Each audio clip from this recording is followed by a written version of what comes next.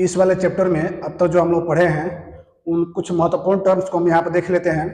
जैसे पहला कि समतल दर्पण जो होता है उस समतल दर्पण की जो वक्रता त्रिज्या होती है वो क्या होती है, अनंत, और उसकी फोकस दूरी भी क्या होती है, अनंत होती है। यदि दो समतल दर्पण थीटा कोण पर झुके हुए हो तो बनने वाले प्रतिबिंबों की संख्या n बराबर कितना होता है, 360 डिग्री अपॉन थीटा माइनस 1 होता है। और समतल दर्पण में बना जो प्रतिबिंब होता है वो कैसा होता है, आभासी, सीधा तथा वस्तु के बराबर होता है।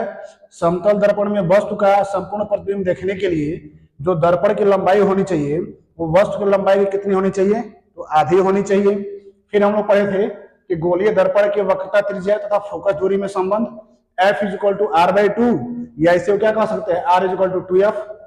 फिर हम लोग देखे थे गोलीय दर्पण का सूत्र 1 upon F equal to 1 upon V plus 1 by U, जहां f गोलीय दर्पण की फोकस दूरी, v दर्पण से प्रतिबिंब की दूरी, और u दर्पण से वस्तु की दूरी होती है।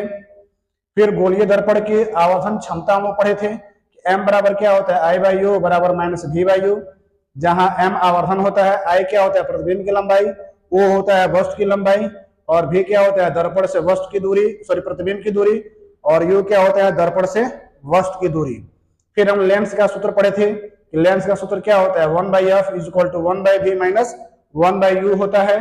फिर लेंस की आवर्धन क्षमता m बराबर क्या पढ़े थे, आई बाई यू बराबर वी बाई यू पढ़े थे। फिर लेंस का आवर्धन क्षमता, और फिर लेंस की जो क्षमता पढ़े थे p बराबर 1 बाई एफ मीटर में, या p बराबर 100 बाई एफ सेंटीमीटर में। तो ये कुछ महत्वपूर्ण टर्म है जो हम लोग अब तक के चैप्टर में क्या हुए पढ़ते हुए आ रहे थे।